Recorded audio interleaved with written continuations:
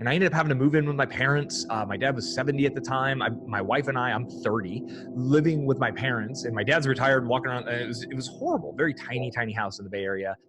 And it was out of that experience of all that crashing down, having all this debt, having to go move back in with them. It was like, you know what? I got to do something, and I can never go back there. So I started working like 16-hour days, 17-hour days, figuring out this internet game. There wasn't people teaching this stuff on YouTube in that day. And sometimes disgust can be a really powerful emotion. It's out of those dark places. Sometimes we find a new gear. I think also most people are they're seeking out wins. They're trying to get it right the first time. And we learn so much more from our failures than we do from our successes. And the reason I've been so successful online to the tune of making multiple millions of dollars is because I've failed at tens of thousands of things. I've tried so many things that didn't work. I stumbled on like 4 things that do work. And now for 10 years straight, we just do those exact same things over and over and over.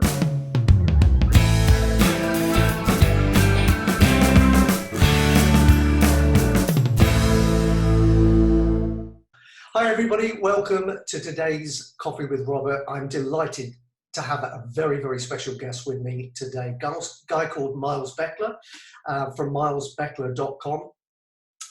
As you'll know by now, if you tuned in to any of these shows, I'm all about integrity online. I like to talk to people I think are really actually more concerned with making a difference to other people's lives than a difference to their own pocketbook. I mean, we all need to make money, right? But it's nice to know that you're actually giving something of value and making a difference, a positive difference, that is, to other people's lives. And Miles, I have to say, I've been watching him for a little while, as I tend to do, has been one of the greatest exponents of that type of thinking and that philosophy online. And that's why it's an absolute joy, Miles, to have you on board today for a quick half-hour cup of coffee or tea, is it? Somebody told me I got tea this morning. Yep, I do. And thanks for having me on, Robert. Yeah, it's a delight. It's an absolute delight. I know you've got a great story as well. And I'd love, if it's okay with you, to talk a little bit about where you came from, what got you to where you are, and then we can talk about maybe where it's going from here. Absolutely. So I grew up in the San Francisco Bay Area through the peak of the dot-com craze. I graduated high school in Silicon Valley, North Silicon Valley in Fremont in 1999. So literally I came out of high school like there's no way I'm going to college. That's baloney. I'm doing internet stuff because everybody around me was making a ton of money. And then promptly the bubble popped and I was like, okay, I got into sales jobs. I was making good money. And then it all came crashing down. I went back to school. I was doing college radio, and at the college radio station, I had my program director, who was another student. I was the promotions director. He was like, Miles, I need you in the studio more. I need you helping out with the radio station more. I'm like, dude, I got to make money, man. I got car payment. I got to keep, and I was driving across the bridge and back. I had probably 2.5 hours of commuting every day. And he was like, well, let me show you this little side gig thing. And he showed me how to essentially do affiliate marketing the wrong way on MySpace, direct linking people from MySpace, which was a social media network, over to like an actual offer. And it worked for about 8-10 months. I was making $3,000-$4,000 a month. I was getting checks in the mail. So internet money became real for me. That was 2003. But I still cared a lot more about this guy. And if you're listening, as I'm pointing to myself, I cared a lot more about Miles Beckler than I did anyone else. And my approach to life was, how can I get something from someone, somewhere? How can I get more? I need to get more. It took years of failed projects after that one, and a few years of self-discovery, to be honest, reading the books and wondering what life's all about. I went to college in the middle of the desert, didn't know anyone in Albuquerque, and went down there for a couple of years, kind of did some soul searching, and came up with a new philosophy of life, to be honest, and took some philosophy classes at uni, and came up with this new philosophy of, it's not really about me. Zig Ziglar's got a great quote on this. If you help enough people get what they want in this world, you'll get everything that you want. And my old approach wasn't getting me what I wanted. So I was like, F it, I'll try a new approach, and I'll try this give to others first approach. And things really started to click. I started to do real estate investing, trying to help sellers of distressed properties connect with investors who wanted to buy distressed properties. And we had several successful things go on, but then again, another bubble popped and the whole global financial crisis happened right when I had my last house, and I lost $60,000 on that deal. So here I am in like 2009. I've got fiance, who's now my wife, and I'm like, man, I know I've got this entrepreneur. I know I can create value. I didn't like the big deals of real estate anymore. It was too big. They were difficult to move. They were too expensive. And my wife and I started a website. We were both meditating a lot in this era because it was very chaotic. The economies were crashing. I was an investor. Like there was a lot of negativity around. Meditating is the one thing that felt good. So we're like, you know what? Maybe other people would like this too. Let's start sharing it through the internet. And my wife started blogging on WordPress. That was 2009. It worked, right? And we focused on giving value to others, growing an email list, constantly focused on giving value to others. Now, at this point, it's 10 years old. We've had something like 35 million visits. The site gets 850,000 visits per month. So about 8 to 10 million visitors per year on that site. Wow.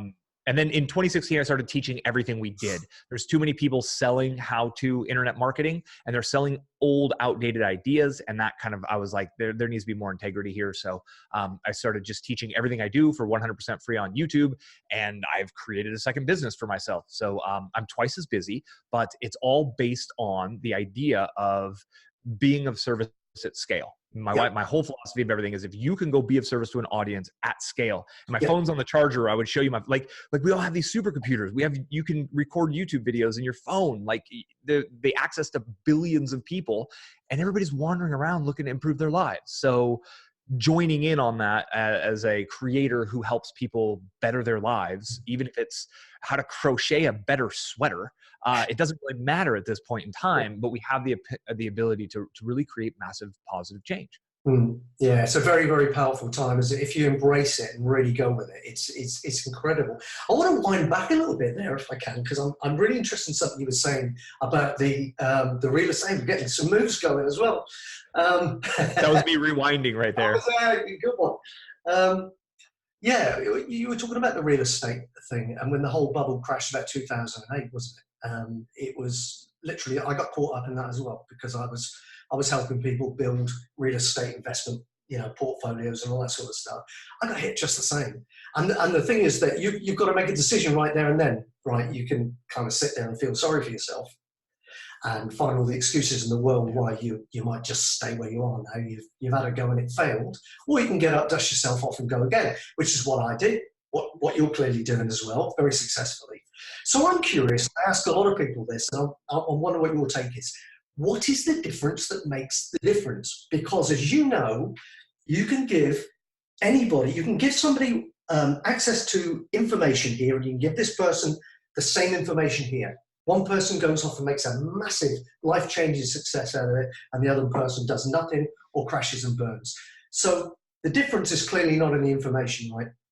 It's in the way they're wired. It's the way they're communicating externals to themselves. Yeah. So I'm really fascinated with that part of the human psyche, and I wonder what your take is on that. Yeah, and I think it's even that mental conversation, right? We all have a roommate living upstairs in our mind that we all live with, and how do we treat that conversation, that internal dialogue? There's a great book called The Untethered Soul. I don't know if you're familiar with it. I'm going through it right now, and it's brilliantly it talks about this kind of idea. So I've made 550 videos on YouTube, and out of all of I teach everything for free: Facebook ads, funnels, marketing, how to choose a niche, all of it's 100% free. And like 5% of people are taking action, building real businesses. So it has me realizing that there is something out there, and it is the mental conversation. So when my world crashed around me after that global financial crisis, I had student loans, and here in the United States, the banks love chaining us young folks down to massive amounts of debt that is not forgivable. We can't bankruptcy it away. So I kind of had this motivation of like, you can't get rid of this. So you got to do something. And then there was also my dad worked for a corporation for 30 years. He was 2 years away from full retirement, and they let him go, which means they don't have to pay him his full retirement wage all the way till he passes. And they replaced him with somebody who was cheaper. So I had those two things going on at the same time, right? I can't trust the corporate world because they obviously will fire me the moment they get the opportunity. And I can't do nothing because I have this kind of debt that it just gets really ugly if I did nothing. And I was kind of disgusted. And sometimes disgust can be a really powerful emotion. There's yeah, it's out of those dark places. Sometimes we find a new gear. And I ended up having to move in with my parents. My dad was 70 at the time. My wife and I'm 30, living with my parents. And my dad's retired, walking around. It was horrible. Very tiny, tiny house in the Bay Area. And it was out of that experience of all that crashing down, having all this debt, having to go move back in with them. It's like, you know what? I got to do something, and I can never go back there. So I started working like 16-hour days, 17-hour days, figuring out this internet game. There wasn't people teaching this stuff on YouTube in that day. My wife says why I do my YouTube is because I'm actually putting out the videos that I wish the 20-year-old Miles would have had access to. Good for you. And yeah, it's pay it forward, right? And it's that idea. And so we just pushed and pushed out of half of a dream of this better lifestyle. But I'll be honest, most of that came from like running away from all of the cascade of rubbish that was avalanching towards us. And we got to find our own motivations, right? There's a lot of people online who they make themselves look cool, they make themselves look successful, but they were born on third base. If you're born on third base, you don't get to brag about being in third base. I was born in a very poor working class family, and I worked up from, poverty to create a multi-million-dollar business. And there's a big difference in coming from nothing and creating it versus being born into wealth and your parents are giving you MacBook Airs and digital SLR cameras so you can try the YouTube thing versus I had no money other than a cell phone and I had to scrap it up and just figure it out. And it's those scrappier people. And I say that because people are listening. If you're going through a challenging time, like that's the blessing. That is the blessing of this life is we are all on the hero's journey in our own way. And embrace that and find that way to get that leverage on yourself, to get that ambition up as high as you can. Definitely. And of course, the other thing is as well, that you've got to, when you have to scrap for everything, when you finally get it, when you win, and you achieve the goal, you've got a level of appreciation that the guys that are born on third base are never going to experience as well, because you've had to work so damn hard. 100%. Which is it's really funny as well. It's I've got a story like, going way, way back. Tyler's my youngest son. He's now 27, which we won't go into how old I am, but you can do the math. But, at the time I was still in the music industry. And I was touring all over the world really at the time. And I was in Australia. And I always remember this because I got a phone call and I was in a hotel room in St Kilda, Melbourne. And my wife had some cancerous cell show up, okay? And, the doctor was kind of like, a bit scary the way he spoke about it, said it was growing fast, all this stuff. And thank God she's still with me now. She was fine, but I couldn't be there to comfort her. So I wasn't with her. And then Tyler, who's bigger than me now, at the time came on the phone and he was crying and he said, "Daddy, why don't you live with us anymore?" He had no concept of the fact that I was out there earning money. And I realized there and then, you see. Ouch. Yeah, it took me, I realized there and then I had to get out. Number one, I had to get out.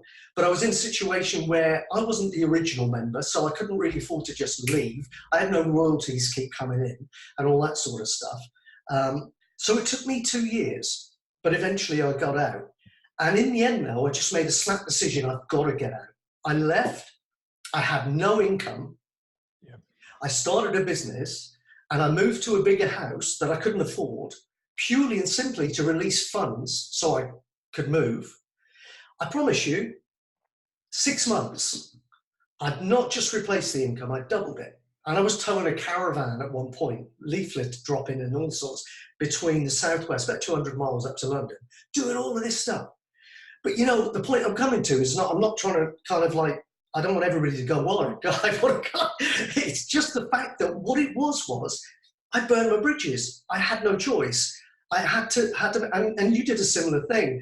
And in a way, it seems to me like the government might have done you a really, really big favour, because they gave you no choice. It was move forward or crash and burn. And I think there's a real lesson in there for folks. Yeah. If you go through life, I'd love your take on this, but if you go through life always looking for a safety net to be in place, you're going to struggle. If you climb a ladder and you're scared of heights and you look down, you're going to freeze. You've got to look where you're going, you'll be okay. And I very much feel that way in life as well. What about you?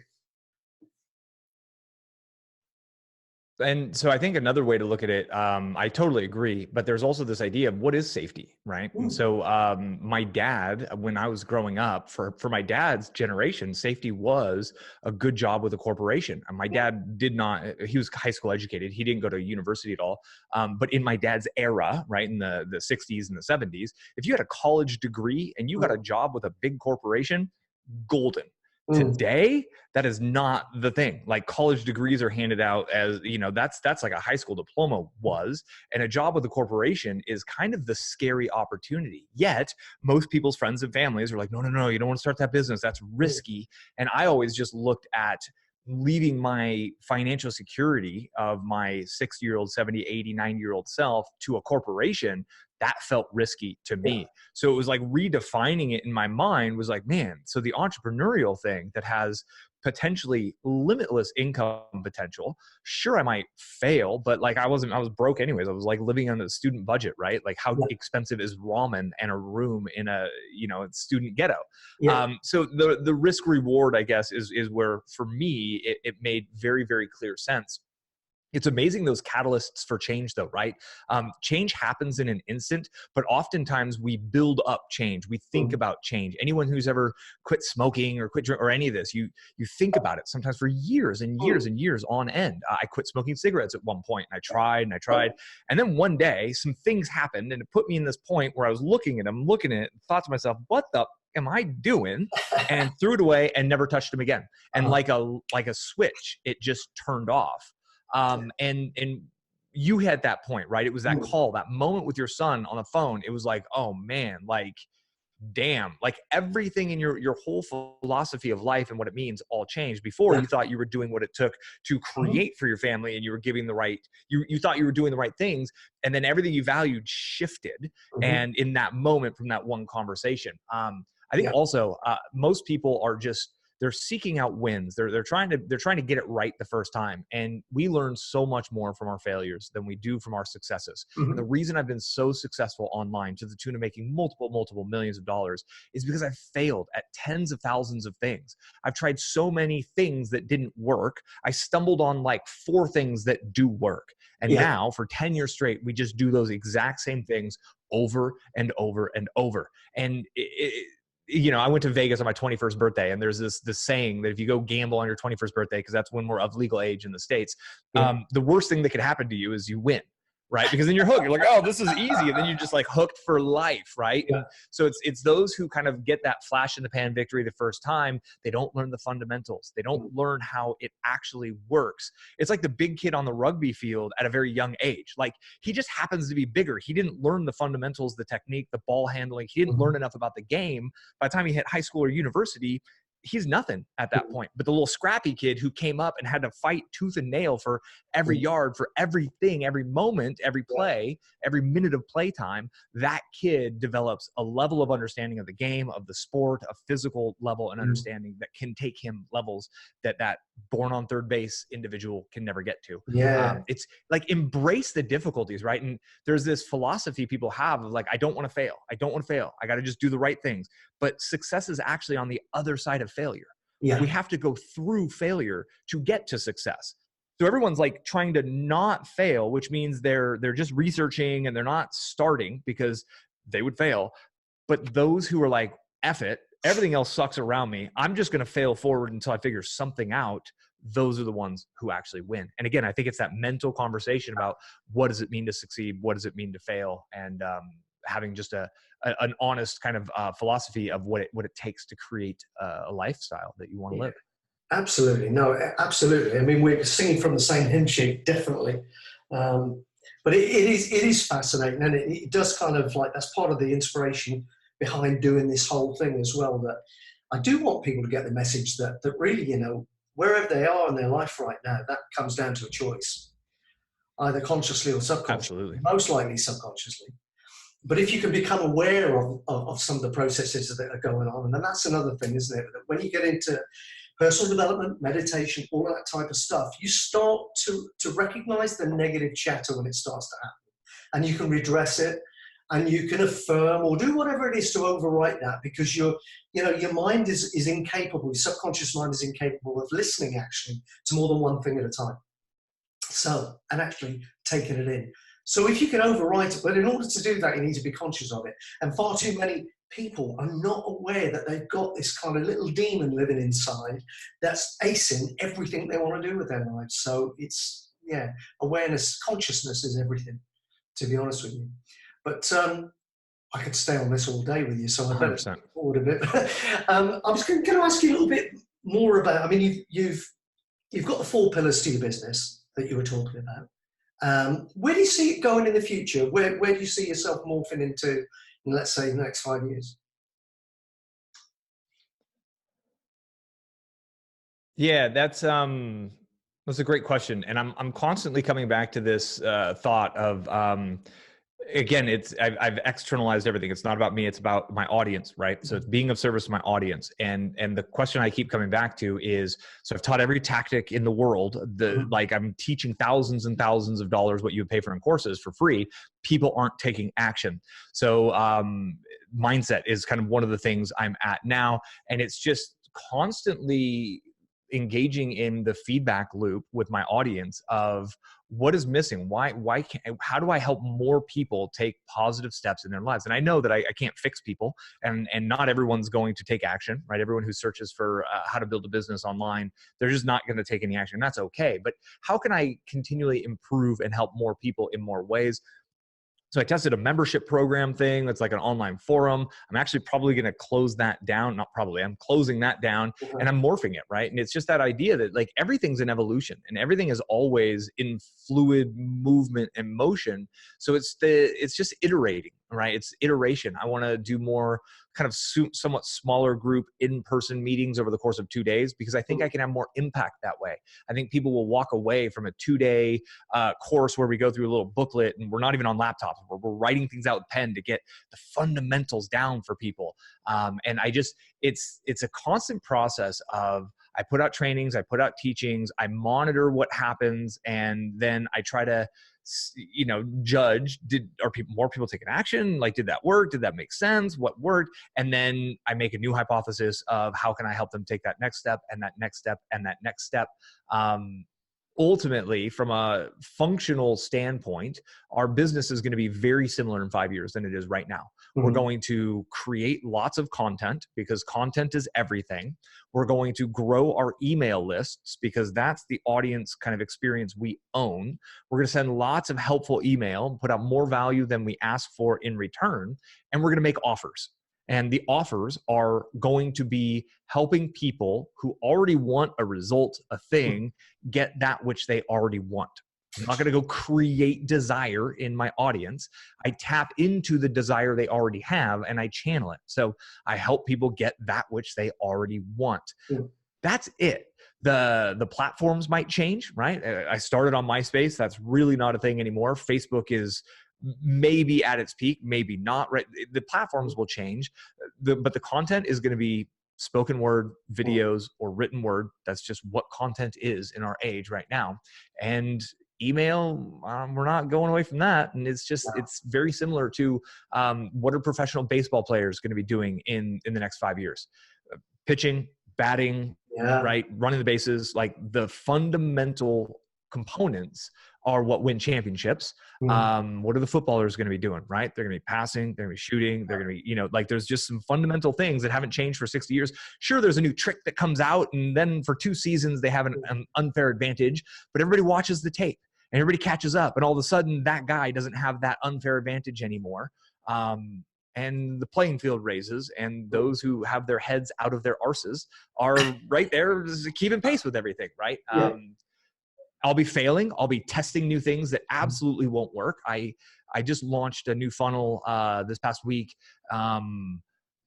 Spent thousands of dollars on copywriting and all these different bits and pieces. Something old I had that I just tacked on as a one-time or one-click upsell did better than all this fancy stuff that was built, and tested a lot of stuff that didn't work. I found one thing that worked. Cool. We'll keep that one in rotation and come up with a new hypothesis at some point based on the data. Yeah, I love that as well, because the message is there for people out there, I think, is that it's okay if you fail first time out, first 10 times out, whatever it takes. It's the old thing about the Edison. I always remember the story about Thomas Edison and the light bulb. And when somebody once said to him, When it failed again, oh, that's, you've just failed again. He said, no, I've just found another way it doesn't work, which has now moved me one step closer to the way that will. And I Exactly. love that. I love that philosophy. And if you look through the history books at great sportsmen, Babe Ruth and stuff, it's like everybody wants to hit a home run first time out of the gate. He struck out more than anybody else, but he kept swinging, and that's how come he got to where he was. And I Yep. think there's a real Yep. lesson there for people in business too. And I would love, because I'm conscious of our time, because your day's just starting, as I know, and I want to be able to send people to you to get more information. Where would they go, Miles, if they want to find out more about you and hook into your world, as it was? Sure. I'm most active on YouTube, but I'm the only Miles Beckler in the world. So you can just go search for Miles Beckler. I've got a blog, that's milesbeckler.com. Yeah. YouTube gets most of my attention, and I'm a little bit on social media, but I avoid social media mostly because it just distracts me a little bit too much. Mhm. Yeah, just search for me, find me, drop a comment when you see a video, say hello, let me know that you came from this interview with Robert. I appreciate that. And I'm just going to keep putting out as much helpful content as I can. I Mhm. appreciate what you're doing, because I think what's happening is there's this new emergent group of people in our space who value integrity more Mhm. than the quick hits, than the get rich quick approach. And I think we're experiencing a shift. People's bullshitometers, I hope that makes it through the Mhm. filter. We're very refined, right? We know when people are full of it at this point Mhm. in time. And ultimately, the more authentic, the more honest people are, Mhm. the better that's going to do over time. So cheers and kudos to you for taking this on. Oh, bless you, Miles. I really appreciate that. And I got to be honest, as I said to you right out, and I'm quite happy for anybody to hear this. We're a new show. We're just starting out, and it would have been, you could have found any number of reasons to say no to doing the show. And I'm really, really stoked that you said yes. And that speaks volumes to me about you as a person. So kudos to you too. Thanks for being who you are. I appreciate Cheers, that. man. I really do. There should be more like you. I hope it spreads. I hope you're contagious. We could do with some more out there. We're starting a trend. We're starting a trend. That's it. That's it, brother. Okay. Listen, Miles, it's been a real pleasure. I wish you continued success, my friend, and let's stay in touch. I would love to hook in with you again in maybe 6 and 12 Sounds great. months. And maybe next time Perfect. I could get you actually drinking a coffee. And I will. I promise. Next, so I owe you a coffee date at this point, and yeah, we'll pop back on. And if I'm in the UK, I'll definitely hit you up, and we'll sit down for a cup of coffee. that would be absolutely excellent, mate. I really, really hope that happens. That'd be cool. That'd be cool. Great. Well, have a great rest of your day, bud. And hopefully I'll speak to you soon. Cheers. Cheers for now. Bye. Hey, it's Robert here. Thanks for watching the video. I hope you've really, really enjoyed it. If you've enjoyed this, then please subscribe to this channel and come back and see many, many more. Doing these things all the time. And if you want to know when the next one comes up, click the little bell and you'll get a notification each and every time we've got a new video up there for you to have a look at. And the other thing is, I nearly forgot. If you love everything to do with personal development, business development, and just getting yourself into a peak state, then you're going to want to get over to my free webinar training, which is going to show you exactly the steps to take to overcome any inner barriers that are stopping you from achieving in life and business right now, and exactly what to do to get that put right and start living the life of your dreams, starting right now. Sounds like a tall order? Promise you, you can do this stuff. Get across to my webinar training. The link is in the description below this video. I hope to see you there. And at the very least, I hope that you click the bell. I hope you subscribe to the channel. And I hope to see you back here again soon. Take good care. Bye-bye.